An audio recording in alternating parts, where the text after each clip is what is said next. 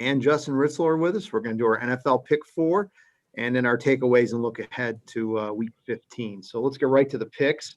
Although I will say this, yours truly went 3-1 last week and is creeping up. I believe I'm tied with Robert and only one game behind Justin. So it's going to be a fun finish. A lot of fun. You know, for a guy that's choked before, I'd be careful. Okay. All right. So we'll get to our first game. It's the Seattle Seahawks, 4-point favorites on the road at the Washington football team. The Washington football team coming off an impressive win at Pittsburgh last week, and then another impressive win at San Francisco. I mean, this team is coming together, and it's been their defense. Chase Young, arguably maybe the rookie of the year, possibly. I mean, I know that, some people might want an offensive player like a quarterback or something, but I think Chase Young's done a pretty good job the last few weeks. So I'm staying with a hot hand here. The Seahawks have not played well lately. They're 4-point favorites. They might win, but if they do, it's going to be close. I like Washington to cover -4 and handle the Seahawks. Robert?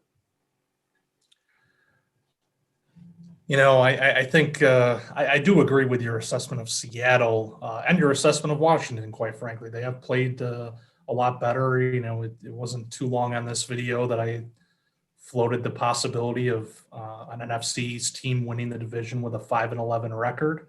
That's not going to happen.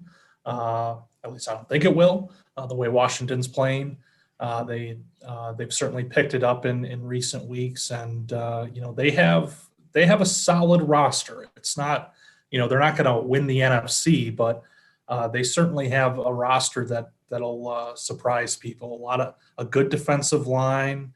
Antonio Gibson's a good rookie running back, although he might be struggling with some injury issues. Obviously, the situation at quarterback, we'll see how that pans out. But they have been playing better.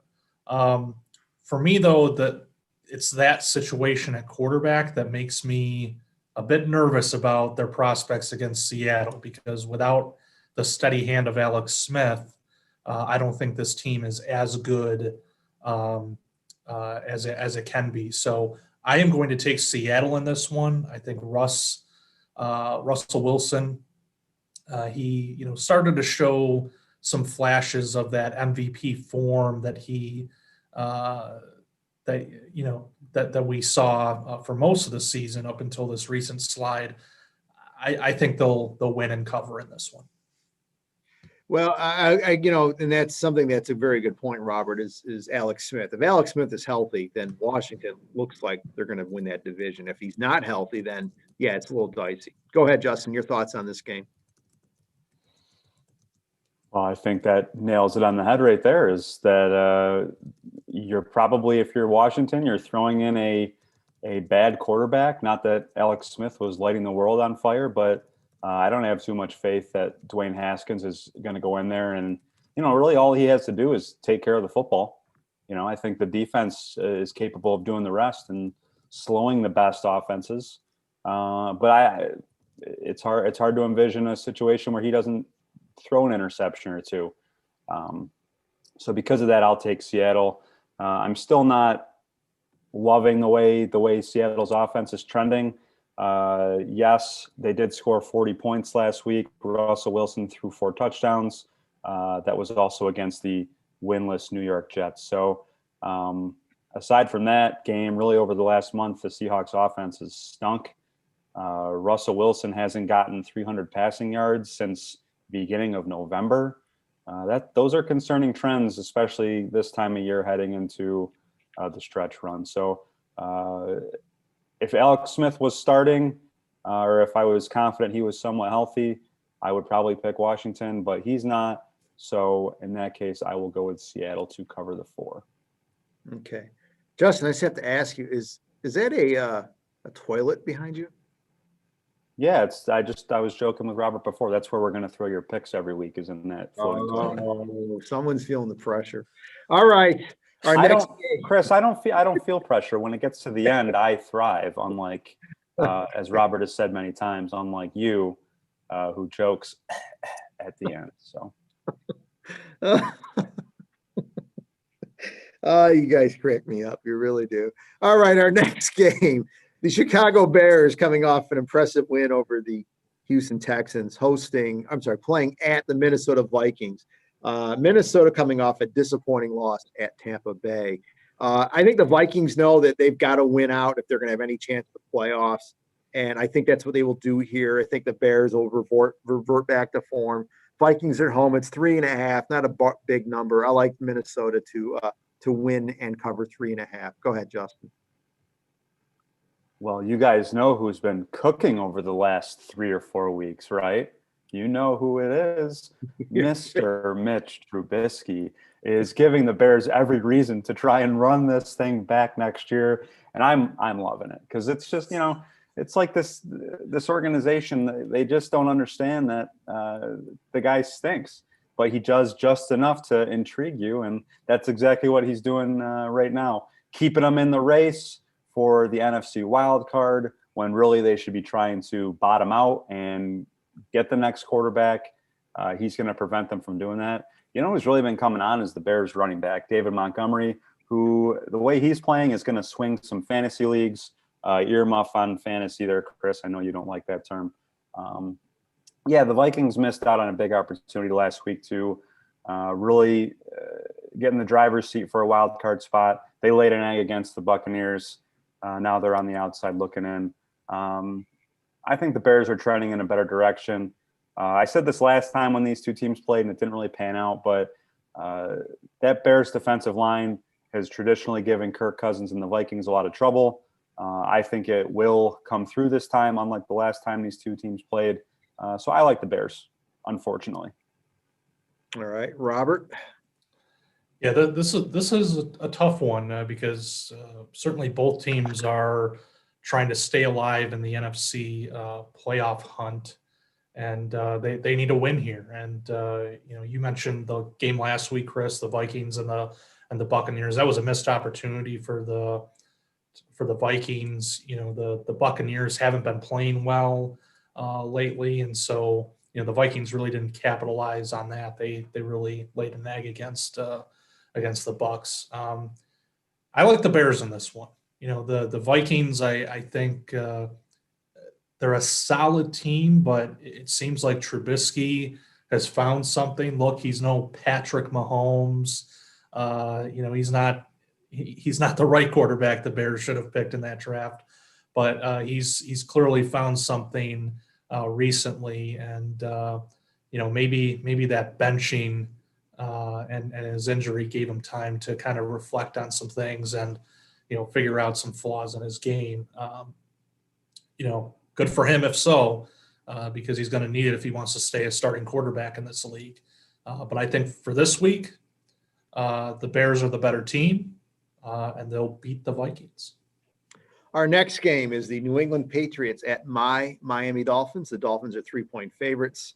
This is literally do or die for the Dolphins. They have to run the table if they're going to make the playoffs. They really can't afford to lose one game down the stretch. They played hard. They didn't quit against Kansas City, but they came up short. Defense only gave up 24 points to the Chiefs, which I consider a small victory since the Chiefs are averaging over 30 points a game. And that is going to be the key for this game. It's the Dolphins defense because their offense is really banged up. And the Dolphins should get Kyle Van Noy back, which is going to be a huge help. But the Dolphins pass defense has been so amazing. Xavier Howard, 9 interceptions to lead the NFL, interception 5 straight games. He has been on fire. Okay. And the Dolphins defense did force 4 turnovers last week against the Chiefs. The Patriots could only score 3 points against the Rams last Thursday. And of course, they get extra rest, which helps out. I think the Patriots offense is really what's going to hurt them more than anything else. Miami's defense has got to take advantage, force turnovers and short fields for Tua. Dolphins offense is really banged up. Devontae Parker came out. Jakeem Grant came out. Dolphins running back situation definitely unsettled. Gaskin's still on the COVID list. So I think this will be a low scoring game. Total's 41. Definitely go with the under. Just a little gambling here. But I think Miami wins a close, covers the 3. It'll be a 4 to 7 point win over New England to keep their playoff hopes alive. Robert. Oh, how the mighty have fallen. The kings of the power rankings just a few weeks ago, and Oh God, now look at them. I mean, now king, they're the now king. now you need to run the table to make the playoffs. I mean, it's unbelievable. I mean, how everybody got it's like all these NFL analysts took Viagra and said, "Oh, the Dolphins." Florio. I Florio mean, was the only one who ranked him in the top 5. Every other ranking had them around 10. Florio was the only one who still had too that high. high. And they were. I agree with you. They were too high. Still too high. Okay. Anyway, your So pick. the look, the Dolphins are in a tough spot. This is an intriguing game to me because we know Belichick's history against young quarterbacks. And, the Patriots have been kind of, they've played well at times, and, they at some points they look like, oh, maybe this team can get it together and compete for a playoff spot. And then we saw what happened against the Rams last week. I'm taking the Patriots to cover in this one. Oh, of course you I are. I just have a bad feeling about Tua going up against Belichick.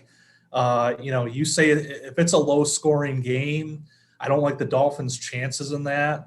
That defense is good. I'll give you credit for that, Chris. But at the end of the day, you're going to need your quarterback to make some plays. And look, Tua did make some plays last week against the Chiefs, but it wasn't enough. He did make. I thought he did make. Overall, he played fairly well once the offense got going in that game. But going up against the Patriots and the way that defense has historically played against young quarterbacks, I just worry about what kind of production he'll have. And, I know that there's, guys on the COVID list that they could use. We'll see if Gaskin comes off that. I know Devontae Parker got hurt last week, so it doesn't help his cause that, he's going to have a couple weapons possibly miss this game. I just worry about it. And, Chris, you remember what happened last year when these two teams got together in late December. It's a game that we talk about often on this video, and it went against the Patriots when the Patriots were clearly the better team. I think that this will go against the Dolphins when they're clearly the better team, just because of coaching and the fact that I think the Patriots won't need to do a lot in this game to win it. It'll be low scoring. I agree with you, but I'm going with the New England. Well, I'm just going to throw two things out there before we go to Justin. Number one, Cam Newton. I mean, come on, this guy has been horrible lately. Okay, absolutely horrible. And second, since 1988, the Patriots have played in Miami in either December or January 11 times. Okay, since 1988, 11 times in South Florida. You know how many wins they have in those 11 games? 3. That's right. You must have heard that someplace. Are you there? You're really smart. Well, so yeah, 3 and 8. In Unlike December some people, I do my homework. Yes, and again, I want to believe that Miami is a different team than they've been in the past, and this is the kind of game that on paper they should win. I mean, first of all, I can't remember the last time the Dolphins were favored over the Patriots. Seriously, I can't remember the last time they were favored over New England in a game. It's been a while. So, all right, Justin, your thoughts. Well, leave it to none other than Mr. Shear over here to reference Dolphins games from 10 years ago or 20 years ago. Nobody gets off quite like Chris reminiscing about previous Patriots-Dolphins matchups in Miami. It's an incredible bit. And once again, it won't mean a damn when these two teams meet on Sunday. I think the Dolphins did a lot of encouraging things on Sunday against the Chiefs, but I was left thinking if this team had any semblance of an offense, and Chris, I told you this, if they had any semblance of an offense, they win that game. Unfortunately for them, they have a rookie quarterback. They're limited with weapons offensively to begin with. And then the few good players on offense you do have, they get hurt.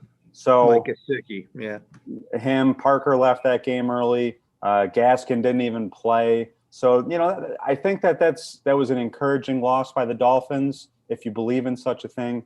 But they need, that needs to be their number one priority in the draft, is just stacking some offensive talent, because until they do that, they're going to continuously fall short against teams like the Chiefs, as good as that defense can be at times.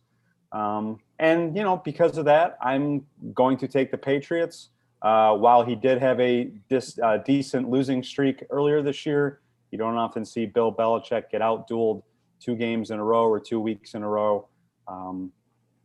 Really the same logic Robert has. I think Belichick will outsmart the rookie quarterback, and the Patriots will find a way to bounce back after an embarrassing loss last week. Cam Newton did have a pretty decent game against the Dolphins week 1. I know that was a long time ago, but at least it was this season, unlike the games that Chris likes to mention.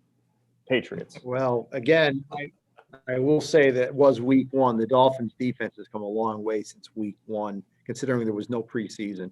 But I think ultimately Miami's got to run the football. And without Gesicki, with Parker being not 100%, maybe without Jakeem Grant, I mean, they got to run the football. And as you know, the Patriots cannot stop the run. They gave up a ton of yards to the Rams. So we'll see what happens.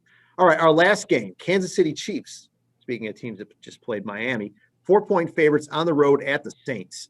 Drew Brees not back yet. Saints did. Their winning streak got snapped last weekend. Definitely a shocker, losing at Philadelphia. That was really a surprise. Nobody saw that one coming. But the Saints, they still are in pretty good shape. 10-3. They've got a playoff spot clinched. They're going to win the division most likely, unless something crazy happens. But again, the Chiefs are just playing arguably the best football of any team in the NFL. And without Drew Brees, I don't like the Saints' chances. I like Kansas City to cover -4 in New Orleans. Go ahead, Justin. Your pick on this one. This is so much more of a fun game if Drew Brees is playing. It's such a bummer that, and this is just the nature of the NFL schedule, that teams in the AFC and NFC only play once every 4 years. These have probably been the 2 best teams in the NFL the last 2 years. And then I think this year the Saints have kind of come back down to earth a little bit, and Brees has been hurt. So that's kind of a bummer that you're not really catching both these teams at full strength. A lot was made over the last month and a half, 2 months, about how great the Saints defense is. And then Jalen Hurts comes in and runs for 100 yards, and Miles Sanders runs for 100 yards. And suddenly an apt Eagles offense is moving the ball against the Saints. I don't think their defense is nearly as good as advertised. And while I will share some thoughts on the Chiefs in a minute, I like them in this game, especially because I just don't have confidence in Taysom Hill. Maybe they'll do something spectacular and run the ball down the Chiefs' throats and control the ball and all that. I'm not super confident that'll happen, so I will go with the Chiefs. All right, Robert. This is going to be a great game. Could be a Super Bowl preview. I was going back through our respective Super Bowl predictions, and Chris, I believe you picked Chiefs Saints in the Super Bowl. Is that right? I believe so. So this is a potential Super Bowl clash for sure. 2 of the best teams in the league, and the Chiefs, though, even though they have 1 loss, I mean, you look at some of the games they've played. They should have lost that game to the Chargers. We know what happened with the Chargers and just how terrible they were. I think if the Bills weren't in that funk, that post-Titans funk, that game would have been a different story. And Chris, I think if the Dolphins had their act together, they could have easily beat the Chiefs last week. But unfortunately, let Mahomes and company get back into the game. I think the Saints, I don't think the Chiefs are going to finish 15-1. I think that this is a game where in which the Saints can win. Yes, they did lose last week to the Eagles. I think that may have been a product, especially on the defensive side of the ball, of not seeing much of Jalen Hurts. That was his first start in the league. And so, sometimes you can catch a team off guard because there's not a whole lot of game film on this guy. And so, the Saints probably caught a bad break there that Hurts was able to exploit some things, and they weren't able to keep up with him. But I think the Saints defense is better than that. I think the offense is pretty good with Taysom Hill. Yeah, it would have been a marquee matchup with Drew Brees, but Hill can do more than Brees can, both with his arm and his legs at this point in Brees' career. And so I feel pretty good about the Saints in this one. I think that they will at least cover, if not win this game. I think it'll be a close one, and the Saints could very well win it. Okay. Now we're going to do our week 14 takeaways and look ahead to week 15. Justin, you go first. Didn't forget about that. I'm stunned you didn't forget. So thank you for this opportunity to speak first. Now you two can pick up my table scraps. I just alluded to it in our last game there, but I want to talk about the Chiefs for a minute. I talked about this last week when I think I picked against them. I picked the Dolphins. And I said, for being a team with only one loss, the Chiefs have won, I think, 22 out of their last 23 games. So I'm not going to sit here and pretend like, for the power ranking heroes out there that the Chiefs shouldn't be number one, because I'm of the philosophy that until someone really knocks them off their perch, they deserve that top spot. But I did say last week, you look at this winning streak they're on right now, which by my count is up to 8 games. A lot of one-score games in those 8 games. Those tend to even out over time. You tend to come out in the wrong end of one-score games. I think you can look at the Chiefs win over the Dolphins in 2 ways. One way is, wow, their quarterback played arguably the worst game of his career. Mahomes threw 3 interceptions, one of which was a great play by Chris's boy, Howard, there on the Odell Beckham-esque interception. But he also took a 30-yard sack. His first 2 interceptions were tip balls, but those were bad throws too. Enough with the, making excuses for him. Those were bad throws, turnover-worthy plays. I think a lot of the teams in the AFC playoff picture, if Mahomes does that to them, not saying they all have as good a defense as the Dolphins, but a lot of teams will take advantage of that in a way that the Dolphins can't. And I was saying this to a friend of mine the other day. I think the Chiefs are going to get knocked out before reaching the Super Bowl. I just haven't been super impressed with them over the last month. I think they play with fire. They're one of those teams that just thinks they can turn it on at any time. And in the postseason, as unfortunately I've learned as a Packers fan many times, it doesn't matter how good you are for 16 weeks. If you are bad for 1 week, if you are off your game for 1 week, that can end your season. Yes, the Chiefs have a large margin for error because even when they're down 21 points, they can score in bunches. The Texans learned that last year. But I think there are teams that are going to be there in the AFC, like Robert's Bills, even like the Ravens, who had a great win over the Browns the other day.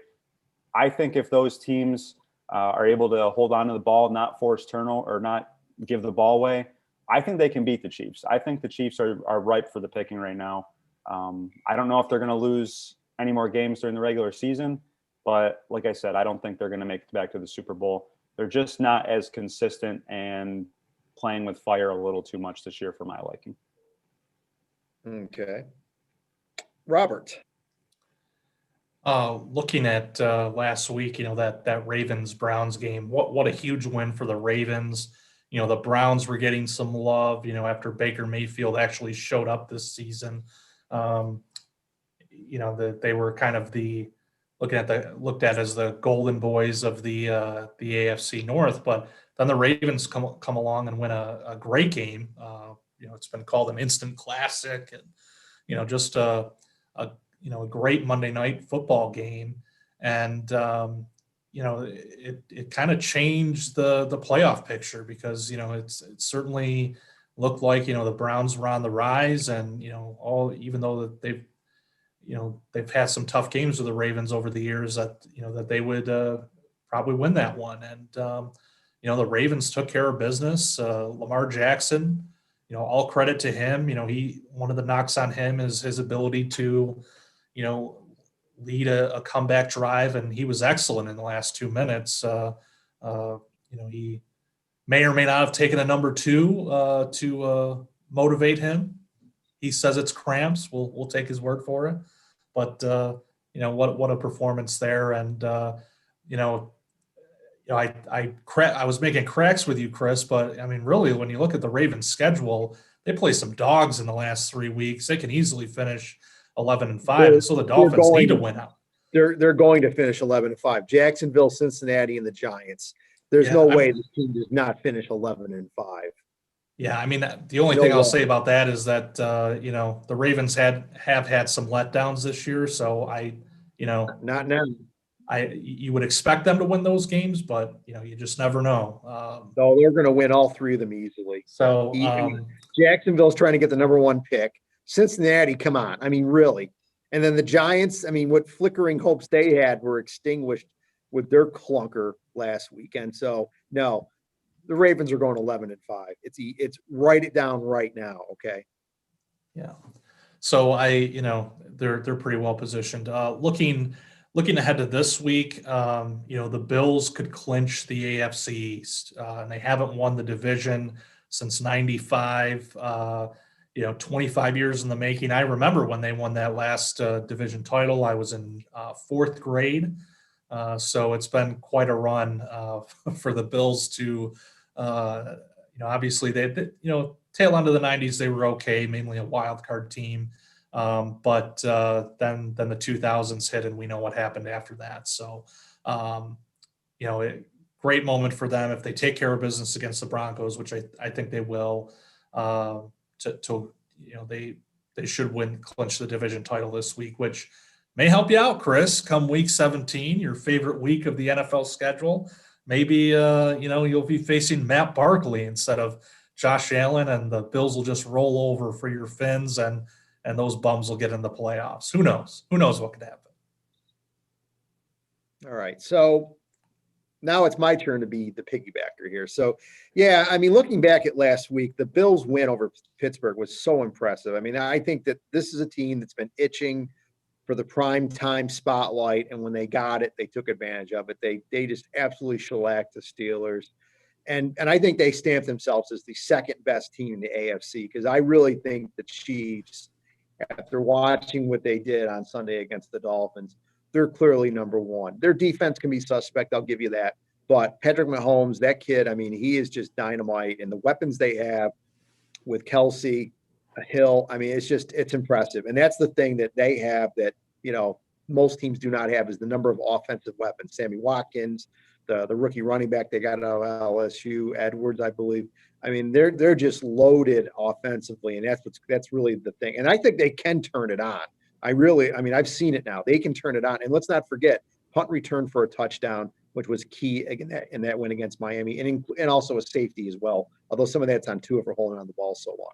So I think it's obvious that Kansas City and Buffalo are the 2 best teams in the AFC. And in the NFC, the Saints, even though they're coming off that bad loss, once Brees gets back, they're clearly number 2 to the Packers. I think the Packers right now, because Brees is out for the Saints, the Packers are the number 1 team in the NFC. They have the seed. And I'll tell you, if they are the number 1 seed going into the playoffs, and New Orleans has to come into Lambeau Field in January, I'm sorry, New Orleans is not winning that game. It is going to be Green Bay running away with that game. And Aaron Rodgers, the MVP of the league, in my opinion, and I know Justin's got to be smiling when I say that, I think that Green Bay is arguably the best team in the NFC right now, especially without Brees. And well, Chris, go ahead. Chris, go ahead. No, you go ahead. I'll say after. Well, no, you go ahead and say it now, because I'm going to do my look ahead next. So go ahead. Yeah, and I was just going to say, because another team, I think that we talked about the Patriots, but the team that beat them last week was the Rams, and they're another team like that. That obviously it stinks that there's not fans at these fields this year. It eliminates that kind of home field. But cold Green Bay in January, that's not going to affect only Drew Brees, but Jared Goff too. That is a huge advantage for the Packers against those quarterbacks that in warmer temperatures or in domes. I think the Packers will be in a lot of trouble, but that's the great equalizer for that defense.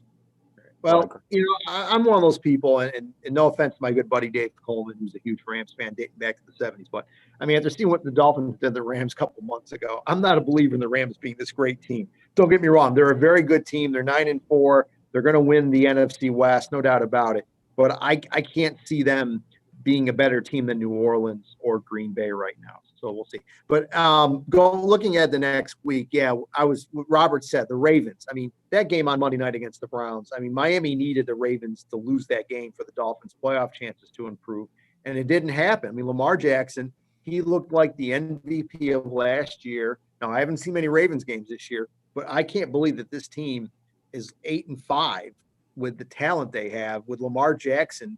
I don't know what happened after his MVP season, but if he plays like he did against Cleveland, I mean, obviously the Ravens are going to win their next 3 games easily and most likely make the playoffs. So it'd be interesting to see how the Ravens continue to build on that great game on Monday night. And again, there's the playoff picture. I mean, it's pretty clear cut in the NFC who's going to be in and who's not going to be in. But the AFC, you got the Colts, obviously the Browns, the Dolphins, the Raiders are still alive. Technically, New England's still alive, although they lose this weekend, they're eliminated. So it's going to be fun to see the fight for those last 2 AFC seeds going down the stretch. So, all right, guys, anything else? And I just want to add something, Chris, since you mentioned that Aaron Rodgers is your MVP at this point, because I agree, but it just kills me that people look at this season and see Patrick Mahomes' performance and say, oh, he's the clear MVP. Mahomes came into this league, he was drafted by the Chiefs, entered Andy Reid's system. Travis Kelce was already there, arguably the best tight end in NFL history, the way that this guy's stacking up numbers. Then you got Tyreek Hill in the mix. There's all the, Sammy Watkins is like their 3rd or 4th receiver there. I mean, it's crazy. And so he's surrounded by talent and he lights it up and people, no question, he's a generational talent, but you shouldn't be surprised that he's putting up big numbers or can do what he can do like he did against Miami on Sunday when he's surrounded by that much talent. Aaron Rodgers does not have that luxury. He's got Devontae Adams, who, could make a great case as the best receiver in the league right now, the way he's been playing. But after that, it's, kind of a mix of guys. Bob Tonyan's been a good tight end, but he's not putting up Kelce-like numbers. Aaron Jones is really, he hasn't contributed that much out of the backfield except running the ball this year. And then you look at some of the receivers and they're easily forgettable names.